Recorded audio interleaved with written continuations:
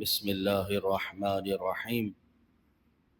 وما الحياة الدنيا إلا لعب ولهو وللدار الآخرة خير للذين يتقون أفلا تعقلون. صدق الله العلي العظيم وبلغنا رسوله النبي الكريم ونحن على ذلك لمن الشاهدين والشاكرين والحمد لله رب العالمين. مل کر شوق اور محبت سے ایک مرتبہ درود پاک پڑھیے. اللہم صلی وسلم وبارک علی حبیبنا محمد وعلی آلہ واصحابہ اجمعین. سورہ انعام کی آیت نمبر 32 آپ کے سامنے تلاوت کی ہے. یہ اور اس کے بعد کی 3 آیتیں، آیت نمبر 33، 34 اور 35 انشاءاللہ آج کے ہمارے درس قرآن کا حصہ ہیں. اس آیت میں اللہ تبارک و تعالی نے دنیا کی زندگی کے بارے میں ارشاد فرمایا کہ اس کی حقیقت کیا ہے. انسان دنیا کی زندگی میں اتنا گم ہو جاتا ہے کہ وہ اپنے خالق حقیقی کو بھول جاتا ہے، اور اس دنیاوی زندگی کی حقیقت کیا ہے. جب چیزوں کی حقیقت کھلتی ہے تو انسان جسے اللہ تبارک و تعالی ہدایت نصیب فرماتا ہے تو پھر انہیں ان حقیقت کھلنے کے بعد وہ چیزوں کو اسی حیثیت سے دیکھتا ہے، اور جب تک حقیقت نہیں کھلتی تو انسان اس نظر سے دیکھ رہا ہوتا ہے جو بظاہر وہ چیز اسے نظر آتی ہے، کیونکہ حقیقت سے آگاہی نہیں ہوتی. تو اس آیت میں اللہ تعالیٰ نے حقیقت دنیا کو واضح فرما دیا. چنانچہ ارشاد باری تعالیٰ ہے سورہ انعام آیت نمبر 32، وَمَا الْحَيَاةُ الدُّنْيَا إِلَّا لَعِبٌ وَلَهْوٌ، اور دنیا کی زندگی نہیں مگر کھیل کود.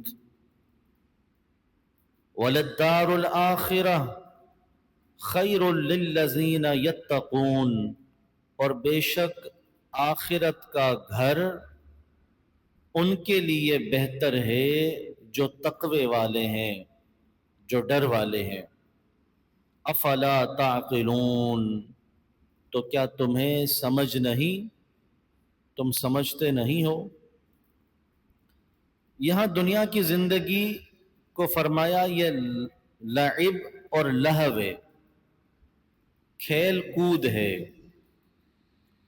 اور لہو و لعب کسے کہتے ہیں، اس کے لیے مفتی احمد یار خان نعیمی رحمۃ اللہ تعالی علیہ تفسیر نعیمی میں آپ ارشاد فرماتے ہیں کہ لعب کہتے ہیں ناجائز کاموں سے خوشی حاصل کرنے کو. جو کام جائز نہیں ہے ان سے خوشی حاصل کی جائے، ان میں مشغول ہو کر آدمی خوش ہو، یہ لعب ہے. مثلا جوا جائز نہیں ہے، جوے میں مشغول ہو گئے. غیر محرم جو عورتیں ہیں نامحرم ان میں مشغول ہو گئے، بد نظری میں مشغول ہو گئے، خوشی حاصل کی شراب میں مشغول ہو گئے، تو یہ حرام بھی ہے اور لعب بھی ہے. تو ناجائز کاموں میں مشغول ہو کر خوشی حاصل کرنے کا نام لعب ہے.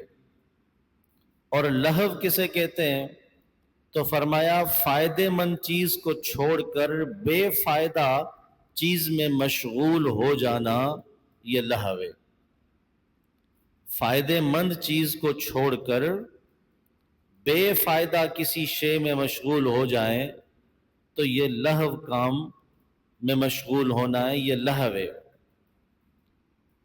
پھر آپ مثال دیتے ہوئے ارشاد فرماتے ہیں کہ اللہ نے دنیا کی زندگی کو لعب اور لہو فرمایا، یعنی دنیا کی زندگی ایسی ہے کہ جس میں انسان آ کر ناجائز کاموں میں مشغول ہو کر خوشی حاصل کرتا ہے، یا فائدے مند چیز کو چھوڑ کر بے فائدہ چیز میں لگ کر اپنے آپ کو مشغول رکھتا ہے، یہی دنیا کی زندگی ہے جسے انسان عمومی طور پر انہی دو حالتوں میں گزار رہا ہوتا ہے۔ تو فرمایا دنیا کی زندگی تو یہی لہو اور لعب ہے۔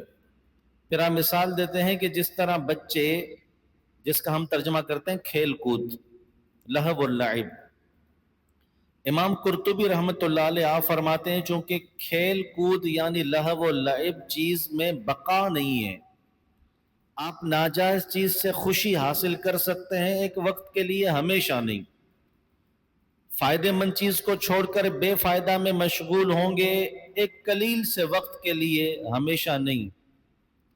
یعنی وہ خوشی بھی ختم، وہ مشغولیت بھی ختم، ایک قلیل وقت کے لیے آئی، پھر آپ ہی اس سے بیزار ہونے لگیں گے، ختم ہو جائے گی۔ تو فرمایا دنیا کی زندگی بھی ایسی ہے جسے بقا نہیں ہے، ایک قلیل وقت کی مشغولیت ہے، پھر ختم ہو جائے گی، اس لیے اسے کھیل کود کہا۔ تو اسی کے تحت مفتی احمد یار خان نعیم رحمۃ اللہ علیہ مثال دیتے ہوئے ارشاد فرماتے ہیں کہ بچے مٹی میں کھیلتے ہیں، اب تو موبائل کا دور ہے، گیموں میں مشغول ہو گئے، اسکرین میں مشغول ہو گئے، ورنہ تھوڑا سا پیچھے چلے جائیں تو آپ نے اور ہم نے بھی دیکھا، ہو سکتا ہے آپ نے بھی کھیلا ہو، مٹی کے گھر بناتے تھے، اسی میں بچے کھیل کود کرتے تھے، ریت کے گھر بناتے تھے یا زمین پر لائنیں مار کے کھیلتے تھے۔ تو پہلے اس طرح کی گیمز ہوا کرتی تھی جو انسان کی، بچوں کی نشو و نما کے لیے بھی، صحت کے لیے بھی بہتر ہوتی تھی، لیکن اب اسکرین میں پھنس گئے، یہ سارے کھیل ختم ہو گئے، اب تو یہ لہو و لعب سے بھی کوئی اوپر کی چیز آ گئی۔ تو آپ کہتے ہیں مٹی کا گھر بناتے ہیں یا ریت کا، مثلا ایک گھر بنایا، پھر تھوڑی دیر بعد خود ہی اس کو ڈھا دیا، اور کھیل کود کے 2 گھنٹے 4 گھنٹے، آدھا دن، پورا دن میلے کچیلے ہو کر شام کو واپس گھر چلے گئے، جو انہوں نے سارا دن کھیلا تھا وہ سب کا سب بیکار ہو گیا، جسے بقا نہیں، اگلے دن انہیں پھر نئے سرے سے کھیلنا پڑتا ہے۔ آپ نے فرمایا بس یہی لعب و لہو ہے۔ لہو و لعب کو سمجھنا ہے تو یہ سمجھ لو، یہ کھیل کود ہے۔ تو دنیا کی زندگی کی مثال بھی بچوں کے اس کھیل کی طرح ہے کہ جو آپ دنیا کی زندگی میں کھیل کود کر رہے ہیں، آپ گھر بنا رہے ہیں، آپ تجارتیں سجا رہے ہیں، آپ سارے معاملات کر رہے ہیں، اس کی حیثیت بس اتنی سی ہے کہ ایک دن یہ ڈہ جائے گا، گر جائے گا، اور پھر انسان میلا کچیلا ہو کر، یعنی گناہوں میں لت پت ہو کر اپنے گھر یعنی آخرت کی طرف لوٹ جائے گا، اور جو اس نے کھیل سجایا تھا وہ سب ختم ہو جائے گا۔ فرمایا دنیا کی زندگی یہ لہو و لعب ہے۔ اتنے خوبصورت انداز میں انہوں نے دنیا کی زندگی کو سمجھا دیا کہ یہ لہو و لعب ہے۔ تو سمجھدار وہی ہے جیسا کہ اللہ تعالیٰ نے اسی آیت میں فرمایا، اور آخرت کا گھر، دنیا کے ساتھ آخرت کو بھی ذکر کیا تاکہ بات سمجھ میں آ جائے۔ عربی کا اصول ہے تعرف الاشیاء بازدادها، چیزیں اپنی ضدوں سے پہچانی جاتی ہیں۔ سفید پہچاننا ہے تو سیاہ کی پہچان کرو، اچھے کو پہچاننا ہے تو برے کی پہچان کرو، اصل کو پہچاننا ہے تو نقل کی پہچان کرو۔ تو چیزیں اپنی ضدوں سے واضح ہو جاتی ہیں کہ اصل کیا ہے، حقیقت کیا ہے۔ اسی لیے اللہ تبارک و تعالیٰ نے جہاں جنت کا ذکر کیا تو جہنم کا ذکر بھی کیا، جہاں عذاب کا ذکر کیا تو ثواب کا ذکر بھی فرمایا، جہاں دنیا کا ذکر فرمایا تو آخرت کا ذکر بھی فرمایا، کہ تقابل میں جب چیزیں رکھی جائیں اور پھر آپ سے کہا جائے کہ یہ فلاں چیز ہے، یہ فلاں ہے۔ خریداری کے لیے بھی جائیں تو دکاندار دونوں طرح کی چیز رکھ دیتا ہے، یہ اس کوالٹی کی ہے، یہ اس کی ہے۔ جب دونوں آپ دیکھتے ہیں پھر آپ کو سمجھ میں آتا ہے کہ ہاں یہ صحیح ہے، یہ صحیح نہیں ہے۔ اللہ تبارک و تعالیٰ نے بھی انسان کو سمجھانے کا وہی انداز قرآن مجید میں بیان فرمایا، اختیار فرمایا کہ دنیا کا ذکر کرنے کے بعد آخرت کے گھر کا ذکر کیا اور فرمایا وَلَلدَّارُ الْآخِرَةُ خَيْرٌ، اور آخرت کا گھر بہتر ہے۔ دنیا کی زندگی تو یہ ہے، آخرت کا گھر بہتر ہے، جسے اللہ کریم بہتر فرمائے وہ یقیناً بہتر ہے۔ لیکن کن کے لیے؟ للذین یتقون، ان لوگوں کے لیے جنہوں نے تقوی اختیار کیا۔ تقوی دنیا میں، یعنی دنیا میں تقوی اور پرہیزگاری اختیار کی، اپنی آخرت کے گھر کو بہتر بنا لیا۔ اب وہ بہتر گھر کی طرف جائیں گے۔ اگر دنیا میں تقوی اور پرہیزگاری اختیار نہیں کی، لہو و لعب میں مشغول رہے، تو پھر آخرت ان کے لیے بہتر نہیں ہے، بلکہ آخرت ان کے لیے عذاب کی جگہ بن جاتی ہے۔ تو افلا تعقلون، کیا تم سمجھتے نہیں ہو؟ اتنی واضح اور کھول کھول کر صاف اور صریح لفظوں میں ہم مثالیں بیان کر رہے ہیں، کیا تمہیں سمجھ میں نہیں آ رہا؟ اللہ کریم نے ارشاد فرمایا، کسی شاعر نے، امام قرطبی لکھتے ہیں، بہت خوب کہا، الا انما الدنیا کا احلام نائم وما خیر عیش لا یکون بدائم، کہتے ہیں دنیا کی زندگی تو سونے والے کے خواب کی طرح ہے۔ آدمی سویا، اس نے خواب دیکھا، اٹھا، سب ختم، خواب میں کہاں سے کہاں پہنچ جاتا ہے، اٹھتا ہے تو کچھ ہاتھ نہیں ہوتا۔ تو فرمایا دنیا کی زندگی تو سونے والے کے خواب کی طرح ہے، اور اس کی زندگی کی بہتری میں کوئی دوام نہیں ہے، ہمیشہ رہنے والی نہیں ہے، ختم ہو جانے والی ہے۔ لہٰذا انسان کو چاہیے کہ ہمیشہ کی زندگی کو ترجیح دے۔ یہاں پر سلیمان بن عبد الملک کا ایک واقعہ ذکر کرتے ہیں امام قرطبی۔ بادشاہ ہے، آئینے میں اپنا چہرہ دیکھتا ہے اور کہتا ہے انا الملک الشاب، میں نوجوان خوبصورت بادشاہ ہوں، اپنے آپ سے میں نوجوان خوبصورت بادشاہ ہوں۔ فقالت له جاریۃ لہ، تو اس کی باندی وہاں پر موجود تھی، اس نے کچھ شعر کہا انت نعم المتاع لو كنت تبقى غیر ان لا بقاء للانسان لیس فیما بدا لنا منك عیب کان فی الناس غیر انک فانی، کہتے آپ بہترین ہیں، آپ بڑے خوبصورت ہیں اگر آپ کو بقا حاصل ہو جائے، لیکن کیا کریں انسانوں میں سے کسی کے لیے بقا نہیں ہے، آپ میں کوئی عیب نہیں ہے مگر یہ کہ آپ ایک دن فنا ہونے والے ہیں۔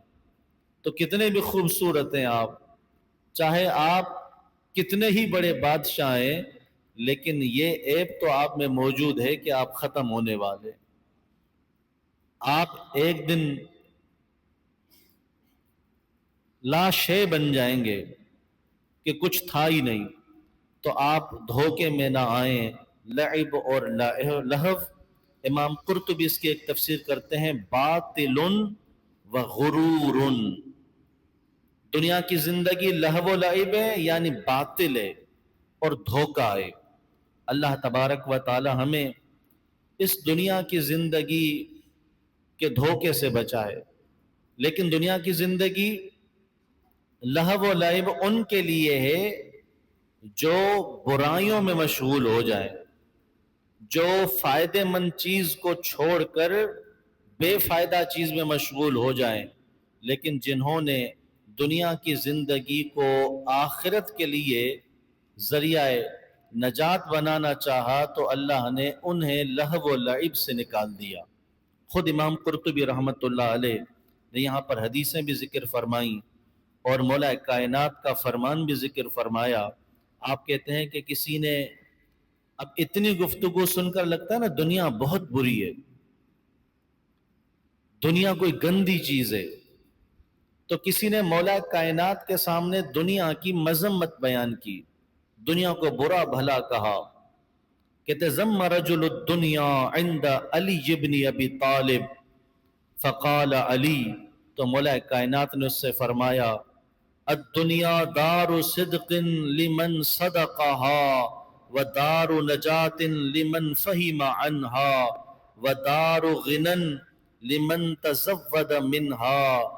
اے آدمی دنیا کو برا نہ کہ، دنیا تو اس کے لیے سچائی کا گھر ہے جس نے اس میں سچائی کو اختیار کیا،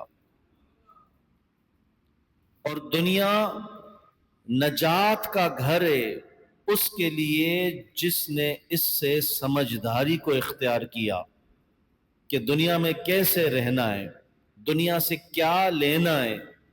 جس نے سمجھداری اختیار کی اس نے اس دنیا کو دار النجات بنا لیا، اور یہ غنا کا گھر ہے اس کے لیے جس نے اس سے آخرت کا توشہ اکٹھا کر لیا. جس نے اس سے آخرت کو جمع کر لیا تو آخرت میں وہ غنی ہو گیا.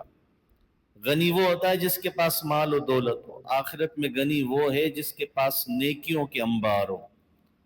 تو دنیا بری نہیں ہے، دنیا تو اللہ تبارک و تعالیٰ کی وہ نعمت ہے کہ جس میں رہ کر آپ اپنی آخرت اچھی کر سکتے ہیں، جس میں رہ کر آپ اللہ کی معرفت حاصل کر سکتے ہیں.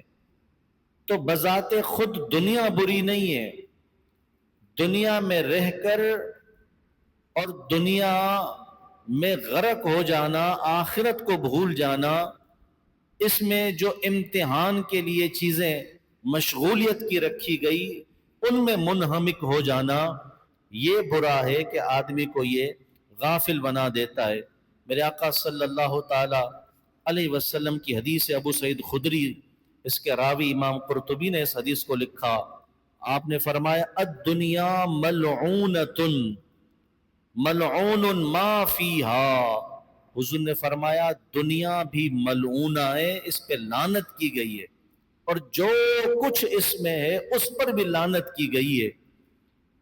الا ما کان فیہا، مگر کچھ چیزیں ایسی ہیں جو اس لعنت سے خارج ہیں، ان پہ لعنت نہیں ہے، باقی ساری دنیا ملعون ہے، اس پہ لعنت کی گئی. فرمایا من ذکر اللہ او ادا الی ذکر اللہ، ایک اللہ کا ذکر اور دوسری وہ چیز جو اللہ کے ذکر کی طرف لے جائے، وہ اسباب جو آپ کو ذکر کی طرف لے جائیں. اللہ کی یاد اور اللہ کی یاد دلانے والی چیزیں اس لعنت سے خارج ہے، وہ اس میں داخل نہیں ہے. دو چیزیں ہو گئی. تیسری فرمایا العالم والمتعلم، اور تیسرا وہ جو علم سکھانے والا ہے، عالم ہے، اور چوتھا وہ جو علم سیکھنے والے ہیں، طالب علم ہے. یہ چار لوگ، چار چیزیں ایسی ہیں جو دنیا پر جو لعنت کی گئی اس لعنت سے ان کو مستثنی کر دیا گیا، باقی پوری دنیا ملعون فرمائی. تو فرمایا یہ دونوں سیکھنے والے اور سکھانے والے دونوں اجر میں شریک ہو جاتے ہیں، اللہ دونوں کو اجر نصیب فرماتا ہے. اللہ کریم ہمیں سیکھنے والا اور سکھانے والا بنائے، عالم بنائے یا طالب علم بنائے. تو اس سے معلوم ہوا کہ انسان دنیا کی زندگی میں اگر چاہتا ہے کہ اس لعنت سے بچے تو وہ بھی بیان کر دیا گیا، آخرت کا گھر اس کے لیے بہتر ہو جائے اسے بھی بیان کر دیا گیا. امام غزالی رحمت اللہ علیہ آپ فرماتے ہیں کہ دنیا میں مشغول ہونے والوں کی مثال ایک کشتی کی طرح ہے، کہ ایک کشتی میں سوار لوگ جا رہے ہیں، یعنی دنیا ایک کشتی ہے، انہوں نے مثال دی. اور جو دنیا میں رہتے ہیں وہ ایسے ہیں جیسے کشتی میں سوار. کشتی سمندر میں سفر پر ہے، ایک جزیرے پر ملاح نے کشتی کے خدا نے کشتی کو روکا اور کہا کہ کشتی اس جزیرے پر رکی ہے، آپ اپنی حاجات کو پورا کر لیں، جس نے حاجت لینی ہے، کسی کو بولو براس کی پیشاب پاخانے کی حاجت ہے وہ کر لے، کسی نے کھانے پینے کا انتظام کرنا ہے وہ کر لے۔ یعنی یہ اسٹے ہے، بالکل ایسے جیسے آج کے دور میں آپ یہاں سے سفر پہ نکلیں اور بائی روڈ آپ کسی جگہ پر رکتے ہیں، آپ کی گاڑی رک گئی تو گاڑی والا اعلان کرتا ہے کہ یہاں پر 20 منٹ کا اسٹاپ ہے، آدھے گھنٹے کا اسٹاپ ہے، کھانا کھا لیجئے، نماز پڑھ لیجئے، اس کے بعد گاڑی روانہ ہوگی۔ تو امام غزالی کے دور میں کشتیوں کے سفر ہوتے تھے زیادہ تر، تو انہوں نے اسی کی مثال کو بیان کیا کہ ایک جزیرے پر رکی کہ حاجتوں کو پورا کر لو۔ اب لوگ کشتی سے اتر گئے، گاڑی سے اتر گئے اور 3 طرح میں تقسیم ہو گئے۔ انہوں نے دیکھا کہ سمندر سے سفر کر کے جب وہ جزیرے پر اترے تو وہاں کی سیر و سیاحت، وہاں کی رونق، وہاں کے عجائبات، کہ وہ اسی لیے بنایا گیا تھا کہ یہاں پر لوگ اتریں گے، جیسے ہم اترتے ہیں تو جہاں اترتے ہیں بڑی اچھی جگہ دیکھ کر اترتے ہیں کہ یہاں کھانا اچھا ملے گا، یہاں اسٹے اچھا ہو جائے گا۔ تو ایک گروہ تو وہ بنا جو انہی چیزوں میں گم ہوا اور کشتی کی طرف اس نے کہا اس پہ سوار کیا ہونا ہے، بس یہیں رہو، یہ تو بڑی مزے کی جگہ ہے، وہیں رہ گیا، دوبارہ سوار نہ ہوا۔ فرماتے ہیں دوسرے لوگ وہ جو جلدی جلدی فارغ ہوئے، اپنی حاجات کو پورا کیا، نماز پڑھی، کھانے کا انتظام کیا اور وقت سے کچھ ٹائم پہلے واپس آ کر کشتی میں بیٹھ گئے۔ فرمایا تیسرے وہ جو اس جزیرے پر انہوں نے باغات کو، پھولوں کو، وہاں کی رونقوں کو دیکھا اور کہا بڑی خوبصورت چیزیں ہیں، سفر پہ جا رہے ہیں، چلو یہ اٹھا لو یہاں سے۔ انہوں نے کچھ پھول توڑے، کچھ پھل اٹھائے، کچھ وہاں کے اور سامان اٹھائے اور گٹھڑے بنائے، سر پہ رکھے، کشتی میں سوار ہو گئے۔ جب وہ کشتی میں آئے تو کشتی تو سیٹ بائی سیٹ تھی، انہیں جگہ نہ ملی سامان رکھنے کی، وہ اس گٹھڑے کو سر پہ ہی اٹھائے رکھے بوجھ، اور چلتے رہے، سمندری ہوائیں، آب و ہوا، نمی، نمکیات، اس نے ان کے پھولوں کو، پھلوں کو خراب کر دیا۔ اب یہ پریشان کہ ہم اس کو کہاں پھینکیں۔ بالآخر انہوں نے اپنے بوجھ اتارنا چاہے تو آپ رحمت اللہ تعالی علیہ آپ فرماتے ہیں یہ جو 3 قسم کے لوگ ہیں، یہ کشتی دنیا ہے، اس میں 3 طرح کے لوگ ہیں۔ گویا یوں سمجھیے کہ جو جزیرے پر ہی رہ گئے، کشتی پہ واپس نہ آئے، وہیں گم ہو گئے، وہ کافر ہیں، مشرک ہیں، جنہوں نے دنیا کو ہی اختیار کیا، اس پہ چڑھ کر آخرت کا سفر نہ کیا۔ اور جو جزیرے سے اپنی حاجتوں کو پورا کر کے جلدی فارغ ہوئے، وہ نیک پرہیزگار لوگ ہیں جو صرف حاجت کے لیے رکے تھے، صرف حاجت کے لیے رکے تھے اس دنیا میں، اور حاجت کو پورا کر کے پھر سفر آخرت کے لیے روانہ ہو گئے۔ اور جو تیسرے قسم کے لوگ ہیں وہ بھی مومن ہیں کہ وہ بھی حاجتوں کو پورا کر کے کشتی میں تو چڑھے، لیکن انہوں نے اس دنیا سے اتنا بوجھ اٹھا لیا، اتنے برے اعمال اپنے سر پر لے لیے کہ وہ ان کے لیے وبال جان بن گئے، ان سے اٹھائے نہیں جا رہے تھے اور ان اعمال نے انہوں کو پریشان کر دیا۔ تو فرمایا دنیا میں رہنے والوں کی مثال بھی یہ ہے۔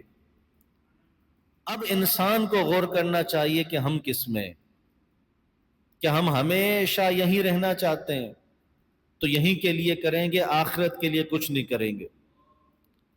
اور اگر ہم یہ سمجھتے ہیں کہ یہ تو ہم ایک سفر پر نکلے ہوئے لوگ ہیں، مسافر ہیں، جیسا کہ سیدنا عبداللہ بن عمر سے حضور نے کہا کندھے پر ہاتھ رکھ کے کہ عبداللہ کأنک کن فی الدنیا کأنک غریب او غابر سبیل، عبداللہ دنیا میں ایسے رہ جیسے ایک مسافر رہتا ہے، راستہ کاٹنے والا رہتا ہے، ہمیشہ نہیں رہتا وہ۔ تو ہمیں غور یہ دلایا گیا کہ ہم کون سے گروہ سے تعلق رکھتے ہیں۔ اللہ کریم ہمیں سمجھنے کی توفیق عطا فرمائے اس دنیا میں تقوی اور پرہیزگاری نصیب فرمائے۔ پھر اگلی آیت میں فرمایا قد نعلم ان انه ليحزنك الذي يقولون فانهم لا يكذبونك ولكن الظالمين بآيات الله يجحدون۔ آیت نمبر 33 میں فرمایا ہمیں معلوم ہے کہ محبوب تمہیں ان کی باتیں جو کافر کہہ رہے ہیں وہ باتیں آپ کو رنج دیتی ہیں، غم دیتی ہیں، تکلیف دیتی ہیں۔ فَإِنَّهُمْ لَا يُكَذِّبُونَكَ، تو وہ تمہیں نہیں جھٹلاتے۔ اللہ نے اپنے محبوب کو تسلی دی کہ محبوب وہ آپ کے بارے میں ایسی باتیں نہیں کر رہے، آپ کو نہیں جھٹلا رہے۔ وَلَكِنَّ الظَّالِمِينَ بِآيَاتِ اللَّهِ يَجْحَدُونَ، یہ ظالم تو اللہ کی آیتوں کو جھٹلا رہے ہیں، اللہ کی آیتوں کا انکار کر رہے ہیں۔ اس آیت کا شان نزول یہ ہے کہ اخنس بن شریق اور ابو جہل کی ملاقات ہوئی۔ اخنس نے ابو جہل سے کہا ابو الحکم، اس کی کنیت تھی، یہ تنہائی کی جگہ ہے، یہاں میری اور تمہاری باتیں کوئی بھی نہیں سن رہا،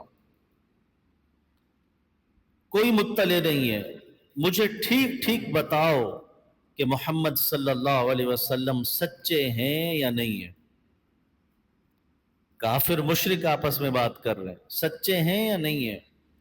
ابو جہل نے کہا اللہ کی قسم محمد بے شک سچے ہیں۔